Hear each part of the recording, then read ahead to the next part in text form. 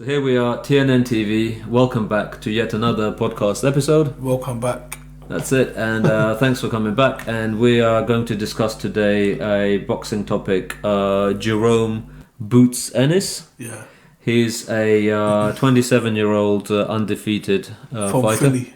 Yeah, Philadelphia, From Pennsylvania. The mean street for Philly, man. Yep, he's a mean individual with a 90% KO KO rating. For the people that know Philly, man, they produce some good fighters. Yeah, 100%. Philly, mate. A lot of very tough fighters come from Philadelphia. A lot of people are proud to be Philadelphia fighters. A bit of Philly cheesesteak, bro. A bit of Philly cheese. And some funny fighters come from Philly as well. Gabe Rosado was from Philly as well, wasn't he? Yeah. I remember that. But anyway, Boots, back on the topic, the Boots Ennis, he's basically like the guy that's got a big reputation from the States. He's like the next guy up. You would say he's one of boxing's rising stars. A lot of discussion, a lot of buzz about him being like a very, very strong champion. Definitely. I watched for a few years ago, I watched a few fights of Boots, and me personally, I was pretty impressed. I liked what he was doing and how he was doing it, and I come away quite impressed, man. I was like, wow, this guy's pretty good. A 90% KO ratio for a welterweight. Yeah. That's quite high. That indicates he's a very strong puncher. Very athletic fighter. And he's had 32 fights, so that's quite a decent number of fights at the age of 27. So it looks like he had spurts in his career where he's been very busy, meaning he's had quite a lot of fights during a year to keep himself active, so to speak. Yeah.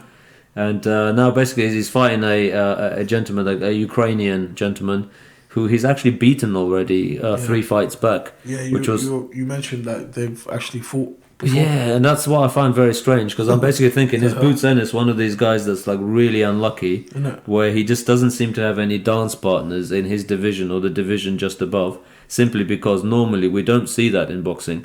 If you're fighting someone for a rematch, it's usually because the original fight was either a draw, or there was a no contest, or it ended in some sort of a controversial fashion, maybe like a low blows, or some sort of a disqualification type of issue or scenario has occurred, or maybe even like a drugs test or something.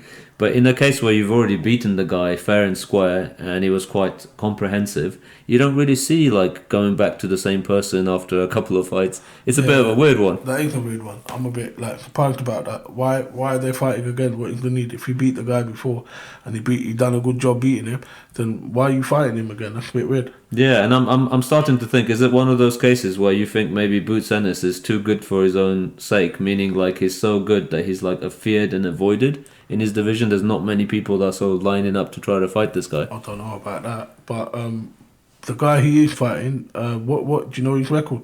Yeah, I mean, his record was decent. He had something like 28 fights and 2 defeats, and one of those 2 defeats was a defeat to Jaron Ennis. Okay. So he's obviously a very useful fighter. Obviously not someone who's a household name or someone that even boxing fans would recognize. And again, this is the problem. Sometimes in certain weight classes, there aren't that many sort of marquee names. People will go, oh, okay, I remember this guy, or I know who this person is. Like even in Jaron Ennis' own division, I'd say the biggest fish for him out there to fight is Britain's very own Conor Benn. Conor Benn. Yeah. So I think that would be a good fight. I'll be excited to watch that. Yeah, and again, like the size difference wouldn't be that big. I think Jaron Ennis is about what is listed as being 5'10", so maybe he's a little bit taller than Conor Benn, but not by much. So again, if they do fight, if they're the same weight, roughly the same height, then it's gonna be a very good sort of a good spectacle for the boxing fans. Could be a good fight, big fight. But the main thing is, like, do you think if you were Conor Benn, that's the fight you would pursue? Because obviously Conor Benn, now that his boxing ban has been sort of lifted, his suspension's been lifted, he's cleared to fight again. Yeah. His next fight is likely to be the Chris Eubank Jr. fight. You reckon? I think that's probably the one that makes for him the most logical sense. He will have a warm up. I mean, he might have a warm up, but it wouldn't be against Boots Ennis. Because Boots Ennis is not the type of guy you want to warm up against. He's been out of the ring a long time. It'll be wise to have a warm up. Yeah. If he fights Boots or if he fights Eubank, still, you should have a warm up for 100%. But I think personally, it's more likely that Conor Benn would choose someone like Eubank, just simply because there's the whole Benn Eubank rivalry, big fight, big money, domestic as well. That would make more sense than going all the way to the States to fight someone like Jaron Ennis, Boots. I don't think that makes too much sense for Conor Benn in terms of sort of his career and sort of, taking his career forward to the next level. So that leaves Boots with not many options. Like, if he goes up a weight, so from welterweight, if he jumps up to super welterweight, then he's basically got Terence Crawford sitting there waiting for him. And I think that's a fight that maybe Boots Ennis is interested in and has maybe potentially called Terence Crawford out. They have, innit? Yeah. They have, but again, Terence Crawford is such a big name. He's one of the big superstars of the sport. You would think that Terence Crawford has so many options that it'd be difficult for Boots to sort of convince Crawford that, I'm the guy you should fight next. Yeah, because Crawford moved up, innit? He did. He don't fight at welterweight anymore. No, he's not. He's gone up. Will he come down to fight Boots? I doubt it. I don't the think only he way will. I can see it happening if that Turkey Ali Sheikh gets involved and puts the money in. Yeah, you probably offer them good bit of money, and I reckon that might excite Crawford to come down and fight him. Yeah, and not even come down. I think it's more likely Crawford will say, look, it's only one division. You come up. And Boots is a young, big, strong man. He's not that much smaller than Terence Crawford. I think roughly they're the same height, because I think Terence Crawford is less than 6 foot. He's under 6 foot. You think that Crawford would want him to come up, you think? Yeah, 100%. Crawford will say, come up to my weight class, which is super welterweight, and let's have a fight there. And obviously... Do you reckon Boots will do that, though? Do you reckon he'll go up? I don't see has any other choice. If Terence Crawford is willing to fight him, then Boots will have to be the B-side, and he'll have to accept the terms as dictated to him by Terence Crawford. Yeah, it could actually be a good move, because if he does move up and he fights Bud and Bud beats him, he could go back down to welterweight and think, I'm still the champion there. Exactly, yeah. So his belt wouldn't be on the line. You're right. So you never know. It could be a good move for him. Yeah, because other than that, like we were. That's the thing. The thing is, do you reckon Boots has more chance to win the fight as a welterweight or light middle?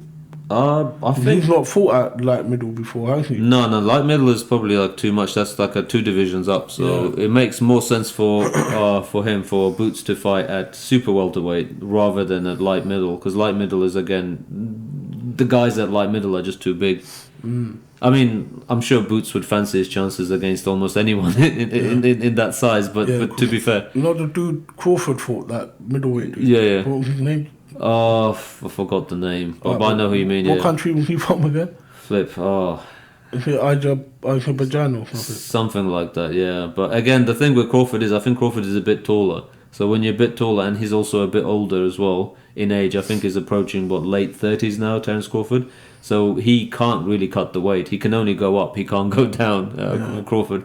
Whereas Boots is 27. Yeah, Crawford's getting on in age, isn't it? Yeah, he is. How long can he fight at a top level? How long can he do it for? Just maybe he's got like a year or two left max, I would say. So he's going to be looking for the biggest fights possible for him. Yeah, because I don't think Canelo will fight him personally.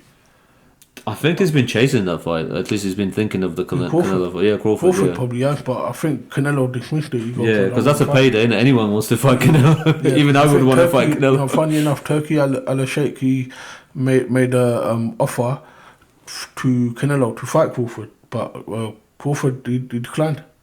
No, Canelo declined. Canelo declined, yeah, because Canelo's probably... He don't want to fight him. Really, he's not got a lot to gain from that fight, apart from a fight paycheck. But, Yeah, I mean, Canelo, the world's his oyster, right? He can literally pick whoever he wants because he's one of the biggest cash cows in all of boxing. So Canelo knows he can pick anyone. He could even try to call for a Dimitri Bivol rematch or an Artur Beterbiev fight. And he could do that because he's Canelo. But whereas Crawford is concerned, his options are a little bit more limited. But again, fighting Boots for Crawford, does that really make sense? Yes, he could do it, and I'm sure Crawford would back himself to beat Boots. But at the same time, I'm sure Crawford is thinking in his mind, I don't want to fight the hungry lions coming up. I want to fight the big established names to try to make the most amount of money I can, whilst maybe he's got like a year or two left in his boxing career. Because surely he can't go on forever, and at some point he's going to have to call it a day. Crawford? Yeah, Crawford is going to have probably got 1 or 2 more fights left in him. Yeah, exactly. Especially if he ain't fighting at welterweight anymore, and he wants to stay at like middle or whatever, I reckon 1 or 2 more left. Yeah, and you can't blame him for wanting the biggest fights possible. So would Boots Ennis factor into that? I don't think he will. Yeah, unless literally, like you said, unless Turkey saves the day and Turkey pulls out the Wonga. For the Canelo Crawford? No, for Boots Crawford. If Turkey puts that on like a Riyadh season card. He actually said, he made a statement in an interview or whatever. He was like, I'm prepared to make that fight happen. Yeah, because for boxing fans, that would be like a dream fight. That's the thing with Turkey, innit? The guy's a boxing fan, innit? So, he wants to put all the big fights together. Because without Turkey, man, truth be told, Frank Warren and Eddie Hearn weren't doing shit together. That's you know what I mean? They weren't looking to work together, man.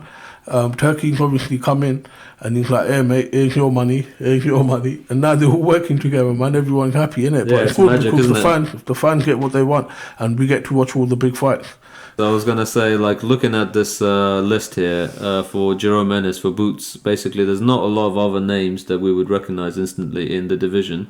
Like there's this Jin Sasaki. Oh yeah, and apologies if we. The hell is that guy? Exactly. Apologies if we massacre some of these people's names. Yeah, fuck that. Don't worry. They're difficult to pronounce. Just do it. Then there's some guy called Mario Barrios. Barrios. It sounds like a. Mario, what is he? American? Yeah, American, but it sounds like some sort of a gangster, like an essay or something. Mario, innit? Yeah, Mario. It sounds like one of these, like a Mexican gang leader or something. Hitman turned professional fighter. Yeah, and then we got Brian Norman Jr.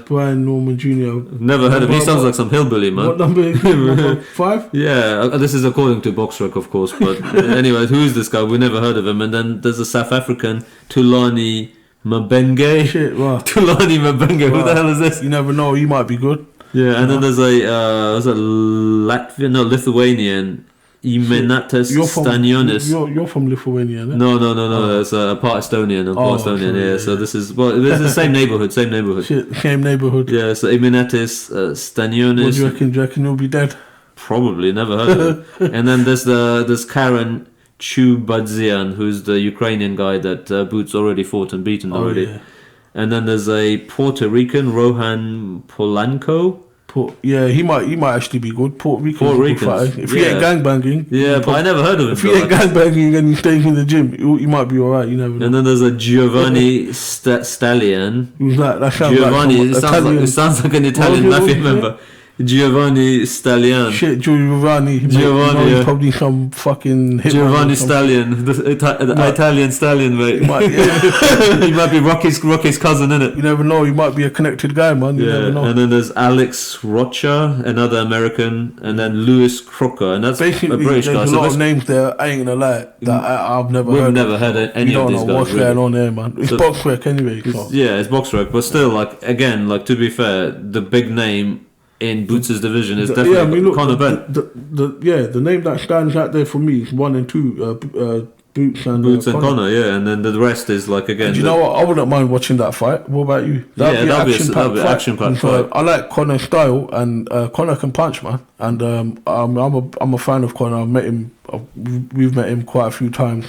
And the dad, Nigel, man, what can I say about Nigel? All-time British legend, isn't it? The Dark Destroyer, man. What a geezer, mate. Yeah, we met Nigel a few times, and Nigel, I told him the first time I met Nigel, I was like, mate, you are like literally one of my favourite British fighters, man, ever. And I hugged him, gave him a hug and everything. Proper, man, wicked. Meeting Nigel, man, the Dark Destroyer, bro. Yeah, he's like definitely one of our all-time favourite British. I fucking love Nigel, man. He just fought with the viciousness that was difficult to describe. I met Nigel's brother once as well in Ilford, man. We had a good old chat, and his brother's cool, man. His brother's a nice guy. But yeah, Nigel, he grew up in Ilford, innit? Him and his brothers were well known, mate. Yeah, and there's the stories that we heard from Andy Brace, who's the owner of Worldwide Signings in Romford. He used to spar. Nigel Benn. He's in the army with Nigel Benn. He's the sparring. Yeah, Nigel didn't fuck about, man. Nigel was the man. He's got some crazy sparring stories. Dark Destroyer, man. That guy used to when I used to watch Nigel Benn, just go on a quick one. When I used to watch Nigel Benn, I used to be a kid, innit?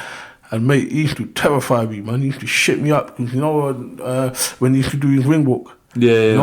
I'm sitting there like a kid, I'm watching him do his ring walk, and then I watch him get into the ring, and then they announce his name, and he's all like on it, he's ready.